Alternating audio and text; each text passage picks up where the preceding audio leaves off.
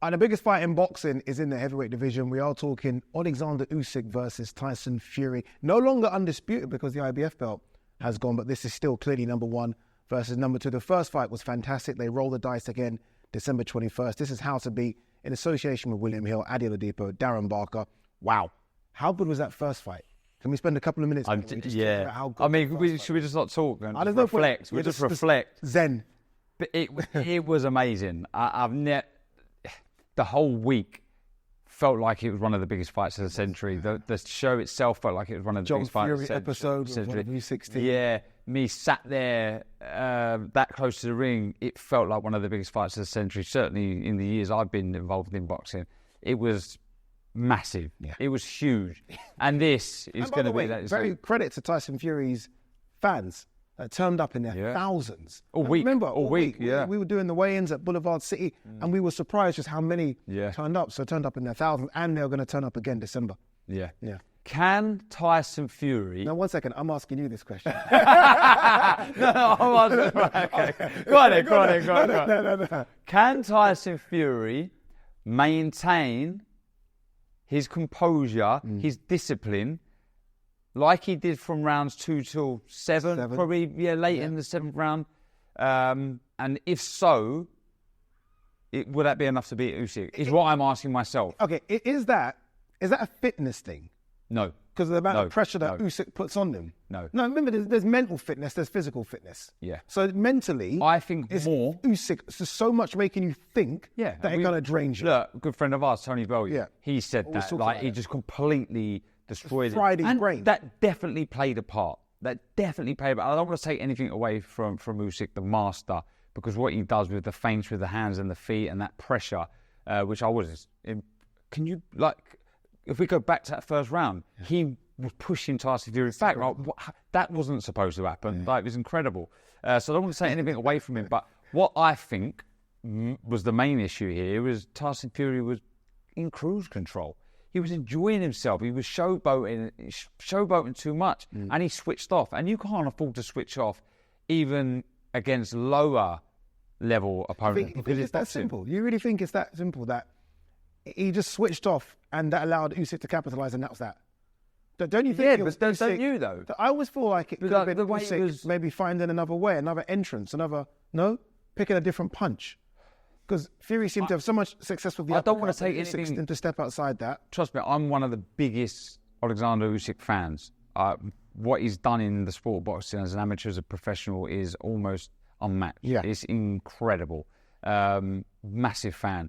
But I do feel he switched off Fury. He got complacent. You got to remember, it's a marathon, not a sprint. 12-round fights. It's quite easy to sometimes, I certainly never done it, but he likes to showboat. Yeah. He switched off. I think if Tyson is on point, disciplined, focused throughout the entirety of that contest, that may not have happened. I'm not convinced it wouldn't have happened, but it may not have happened. Therefore, Fury could have gone on and got his arm raised on the cards, which I'm pretty sure. From round 7, he was on his way to do it. I think both fighters went into that fight not knowing a couple of things. I didn't think Fury thought he could get hurt like he did against Usyk when Usyk landed that shot in round 9.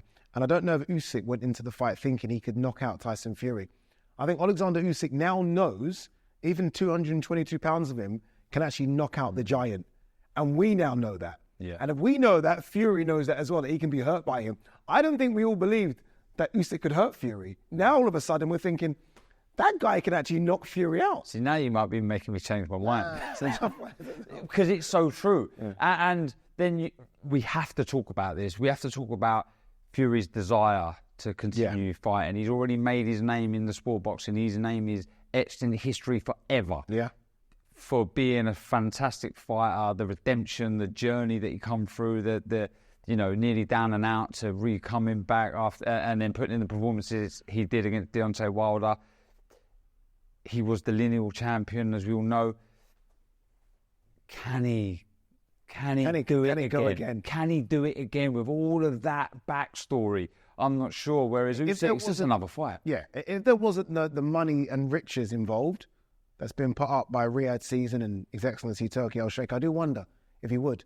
I just honestly think that he sees the number of zeros on the check and thinks, we're doing it again. We have to do it again because what he's missed out on, let's not forget, although you said his name's etched in history, and it is, he was never undisputed. No. He won't ever be, I don't think, undisputed now because Alexander Usyk had that and the IBF belt's gone. So there's almost different reasons. He always used to say, no man born from his mother could beat me. Yeah. That middleweight would never beat me. So I think it's a bit of a get back for him. It's almost a get back, and it's a case of what you've said in his mind, I switched off. And we did hear, and you've got to take confidence from that because otherwise you will drive yourself mad and you'll go into that fight completely drained of any confidence or even near the confidence that you used to carry because of all what you've just said there. But we did hear Usyk after the fight saying that the power of Fury was unlike anything he'd been hit with before. He really felt the power and the physical strength of Fury. So that's another thing that you can sort of grow confidence from. He can't be allowed for Usyk to bully him early. I think he's got to swarm and grab hold of Usyk, throw him around, lean on him. That coupled with what he was doing in those middle rounds, being smart, I think the body shots from Fury were so impressive. They hurt Usyk. Yeah. We know about the vulnerabilities as well. Both sides, and we know about the vulnerabilities. I don't care what anyone says, there are vulnerabilities. But again, Usyk is a master, and we're talking about confidence. His confidence will be through the roof, knowing that, do you know what? Like, I've won that fight convincingly. I believe he did. I know it was close, and some were saying Fury could that. Nah, Usyk won the fight. Yeah. I think he can still have done better.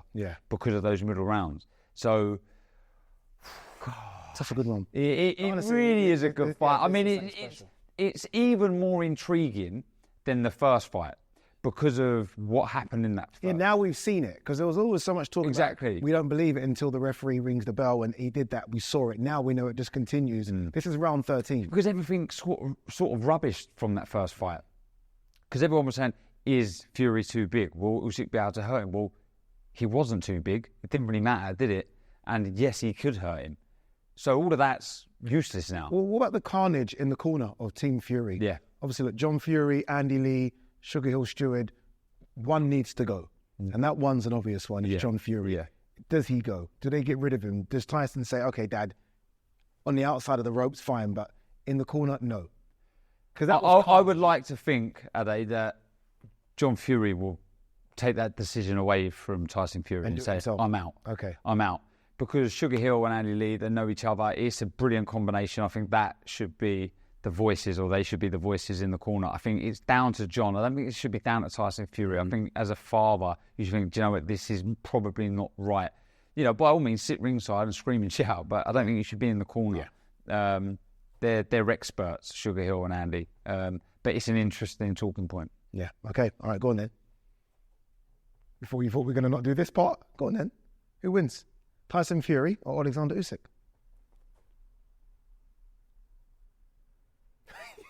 So hard. Oh, wow. I'm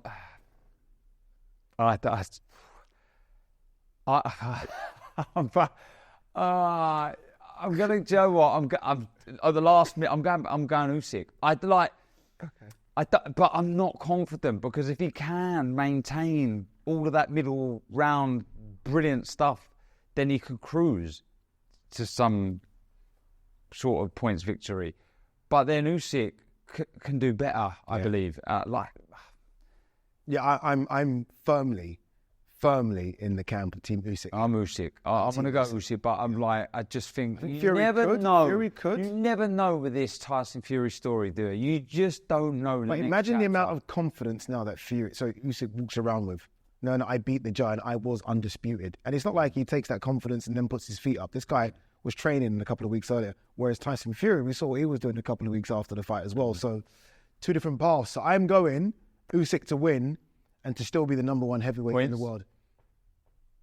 Oh, he was that close. Would it be late stoppage then? He was that close. Wow. Late stoppage. I'm going to go Usyk points. Close. Usyk very close. Very Usyk, close. Late stoppage. 10 seconds to go, round 12. Who knows? Look, it's going to be an intriguing one, as was the first fight, by the way. Could have gone either way in leading up to the fight. In the end, Tyson Fury lost. Alexander Usyk showed us he is the best heavyweight in the world. Will he do the same thing December 21st? For the record, I'd love Fury to win so we get AJ Fury, but that's a whole different discussion. Yeah. Anyway, look, we'll find out live on DAZN December 21st. The big boys will be in town again. Book it.